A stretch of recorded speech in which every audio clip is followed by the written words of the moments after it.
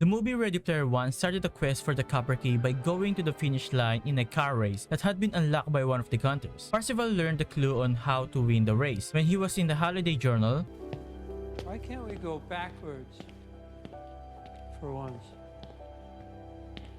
Backwards, really fast, fast as we can. Really put the pedal to the metal, you know? going backward is a way to finish the race.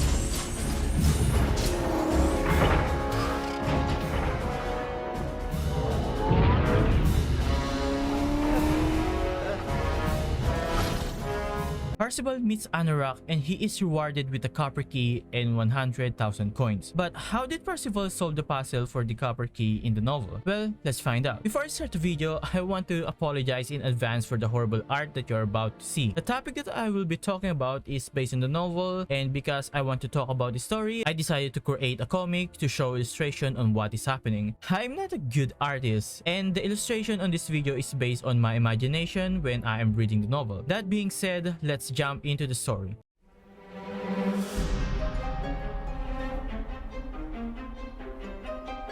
You know Wade's situation if you have already watched the movie Ready Player One.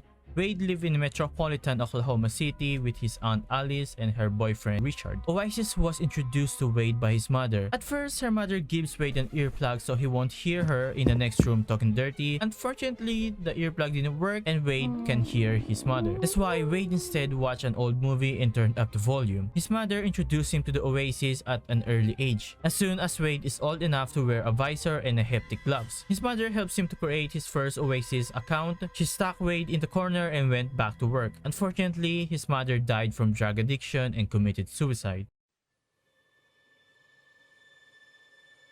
Lodus is a planet in Oasis that serves as school public system within the simulation.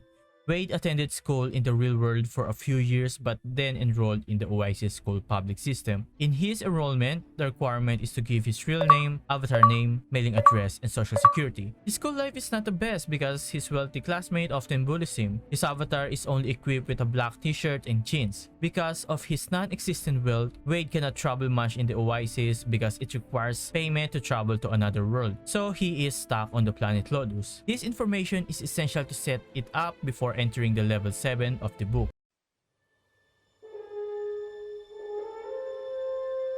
Level 7 is where Wade figured out the first clue. In the room, the Latin subject, Wade's teacher, Miss Rank, solely conjugate Latin verb. The teacher spoke the word in English first, then in Latin. Wade quietly hummed to the old song Schoolhouse Rock called Verb. To run, to go, to get, to give. While he was humming, Miss Rank conjugated the Latin word for to learn. To learn, discern, Miss Rank said. Hearing the word to learn repeatedly is enough to remind Wade about Limerick. The Copper Key awaits explorer in a tomb filled with horrors. But you have much to learn if you hope to earn a place among the high scorers. Like other puzzle, once you find the right pieces, your brain learns how to find the answer. And this happened when Miss Rank used the verb in a sentence. We go to school to learn. This sentence is the golden piece to solve the Limerick riddle. Wade asked himself, much to learn. Lodus is a planet with students with much to learn. Wade realized this and think that this must have a connection with the egg hunt. Wade opened his dictionary to double check his information because he remembered that Lodus is also a Latin word for school. Upon his research, he discovered that Lodus is also means sport and game. Wade falls in his chair when he realized that Lodus also means game. His avatar did not copy the fall because of the classroom conduct software, and Wade tried to calm himself. Wade also stated that James Holliday donated $1 billion funds to make the Oasis public school system possible, and that James Holliday may be the one who named this planet Lodus. Wade continued analyzing this information and mentioned how no one may have ever seen the Tombs of Horror if it is on the planet Lodus. He continues to say that Lodus is filled with large empty generated forests, and most students who travel gets bored and do not continue to search far deep. In the previous chapter, while reading the almanac, Wade mentioned that the almanac has a hidden message that he found, and the other Gunters also found it, but all of them keep it a secret. However, an MIT freshman found the hidden message and shared it with the public. Once it happened, Gunters nicknamed the hidden message the Limerick. Wade noticed some hint in the Limerick that made him conclude the first quest is related to the Dungeons and Dragons module called Tombs of Horror. I think the quote in the tombs filled with horror is what gives it away. While in the zone on these clues, he tried to look at the map of Lodus, but because the class is still in session, the system prevented him from doing so. Wade added the planet Lodus was an inconspicuous world in Sector 1 and that there wasn't supposed to be anything but school. Wade downloaded a software that helps him scan the entire surface of Lodus for a hill with large black stone arranged in a skull-like pattern, one with a size, shape, and appearance that matched the illustration of the Tombs of Horror in the D&D module. Eventually, Wade finds the location of the Tombs of Horror, but it is 400 kilometers away from his school. His avatar will take him 3 days before he can get there because his avatar can only run 3 kilometers per hour. But don't worry, because Wade finds a way to get transport free by attending an away game to support the school team. Wade's school gives a free voucher to a student who wants to watch a school game event to support the school team. Wade went to his locker and grabbed a flashlight, sword, shield, and an armor.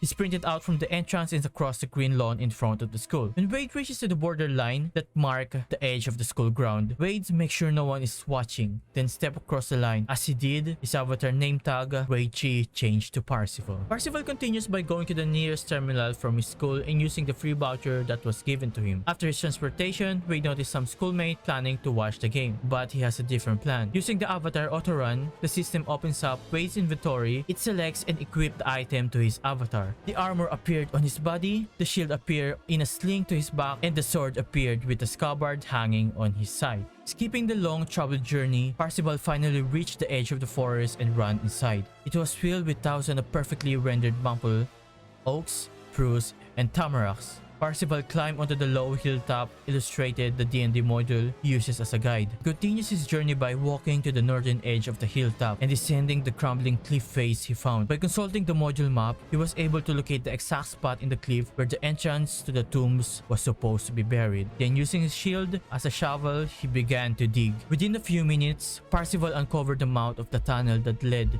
into a dark underground corridor. The corridor floor was a mosaic of colorful stone with a winding path of red tiles, once again just like in the D&D module. This is the moment Parzival is preparing for. Before Parzival entered, he moved the Tombs of Horror dungeons map to the right corner of his display and made it slightly transparent. Then he took out his flashlight and glanced around once more to ensure no one's watching him. Then Parzival entered the Tombs of Horror.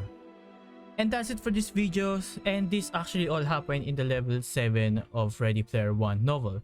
So in this, the copper key is still not found and it will happen on the level 8. I also actually want to say that this actually take a long time to make. It's not because it's actually difficult to do or this project is hard. It's mostly just because of the schedule that I have because of school. And that's it for this video. Thank you for watching and thank you for listening to this amazing story.